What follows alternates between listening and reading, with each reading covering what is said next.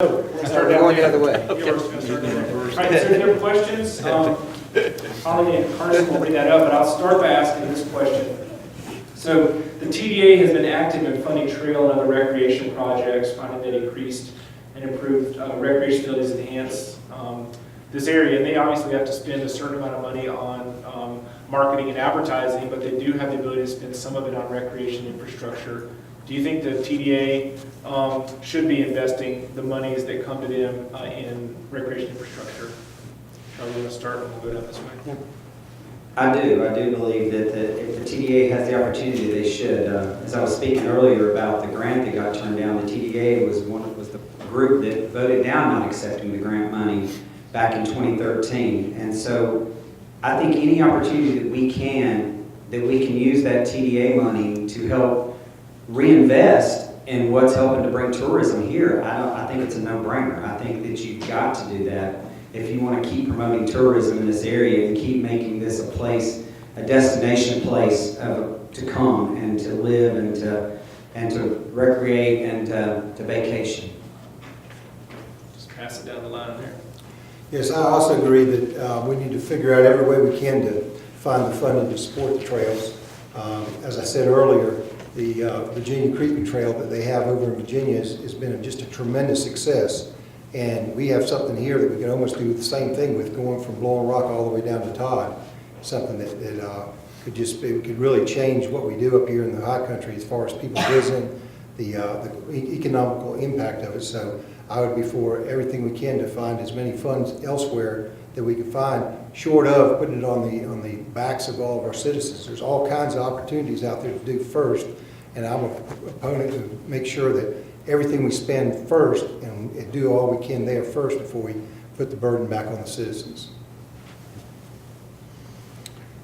Actually, this commission asked TDA to spend money locally on projects rather than spending them on state or federal projects, which they had sort of gotten away from the local emphasis.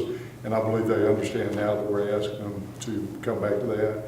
Yes, we should fund as many projects as possible with TDA money because we want to continue to expand that money bringing tourists in. Thank you. Yes, Wright Tilley has headed up the TDA for years, and he's done a great job. And yes, they work closely with the commissioners, and it is at the commissioners' request that they, what they spend it on. We have a big say-so in that, and they should be spending it on things that's going to bring money and tourism up here. This is tourism, a huge boost up here, probably the #1 draw, and they need to continue to do that. And recreation, as everyone up here has said, with the potential creeper trail, as you mentioned, the bike park, other areas, that brings people in, no question. So yes, they should.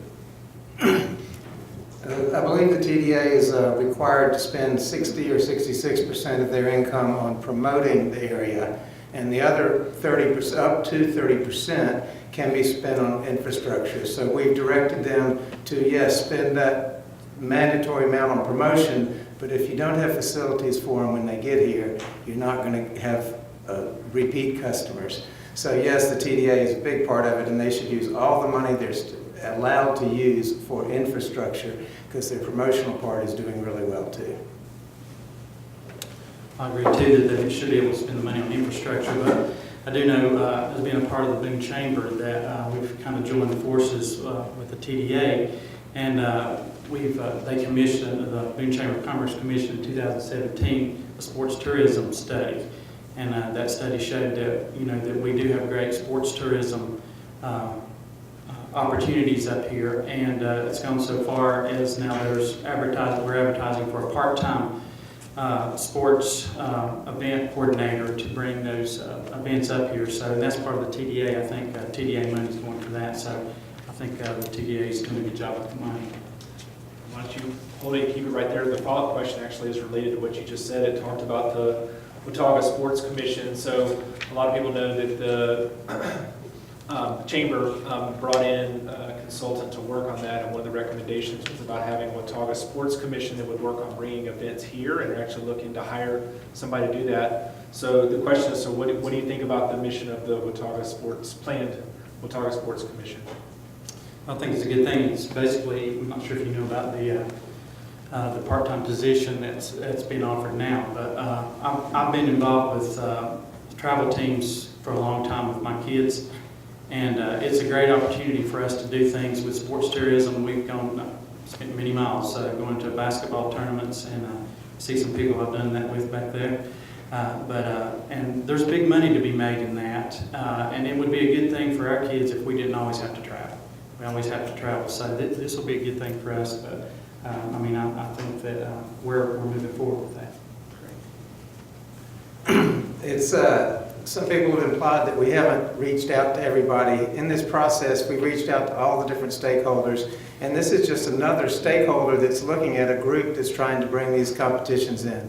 We've got to have facility to have these competitions, and it's great. In our county, we have so many different people doing so much great stuff, and this is another effort that's going on that's nonpartisan and really looking to bring in sales tax dollars which don't come from our county, and that those are better able to support our county without having to do property tax. But sales tax is important, but it's about, you got to get people here to spend money. So. Well, certainly, I mentioned the Round Ball Classic, and you have more facilities, you can do more things, no question about it. That's common sense. So yes, I'm with Tim. I've done a lot of traveling over the years with kids to other places. It's always nice to host something in your own county, so this will certainly allow us to do that. A lot of the economic impact on a couple of the studies, one came from ASU, that I've read has to do with maximizing how you're using facilities, particularly after you build them.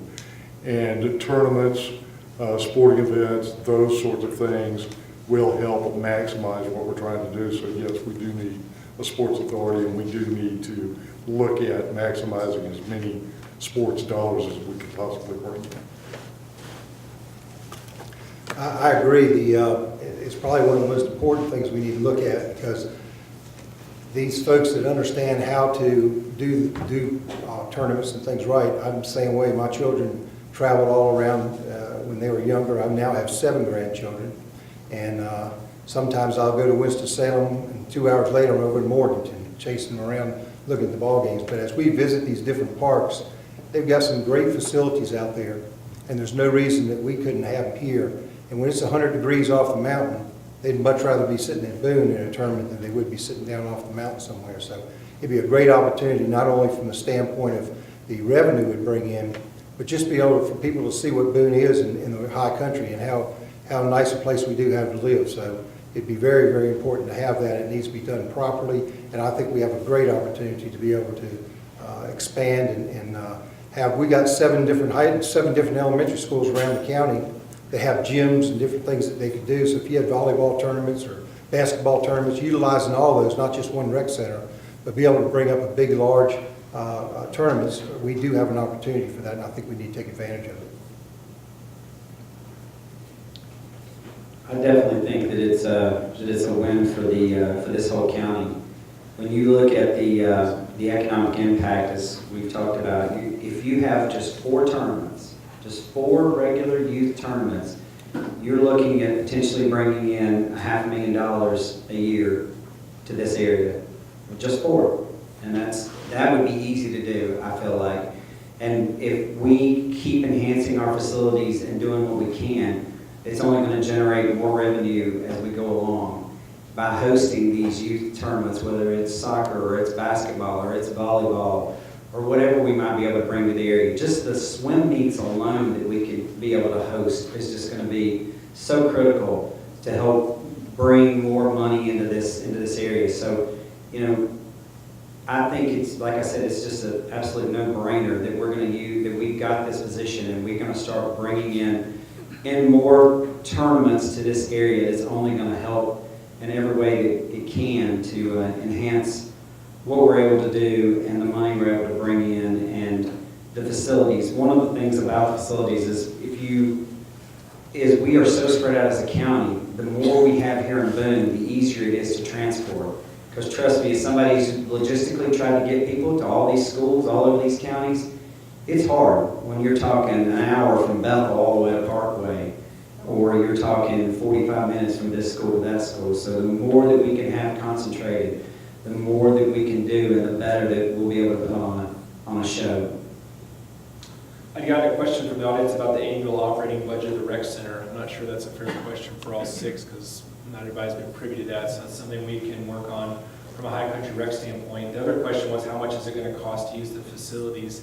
And I don't think that's been set either. Correct? Programming is still in the works. Yeah. So as we're finishing up, appreciate everybody else being here. Are there any other questions from people that they'd like to go to the whole group as we're finishing up? Great. Well, a couple things. Number one, please get out and vote. Everybody, do your civic duty. Deadline to register to vote is Friday, October 12th. Early voting starts Thursday, October 17th. And early voting runs through Saturday, November 4th, and then election day is Tuesday, November 6th. So if you're not registered to vote, get registered to vote. And then go out and vote when the polls open. Second thing is, there's a groundbreaking for the new rec center on Tuesday, October 16th at 3 p.m. If people can come out, it's an exciting new thing that's happening people have been working on for a long time, and is really going to enhance the opportunities in our community. So come out if you can to be a part of that. And I think the final thing is, thanks to all of you guys for coming tonight. I'm assuming you guys can hang around and answer questions. If you have individual questions for any of these candidates, please come and talk with them. But as we finish, let's give them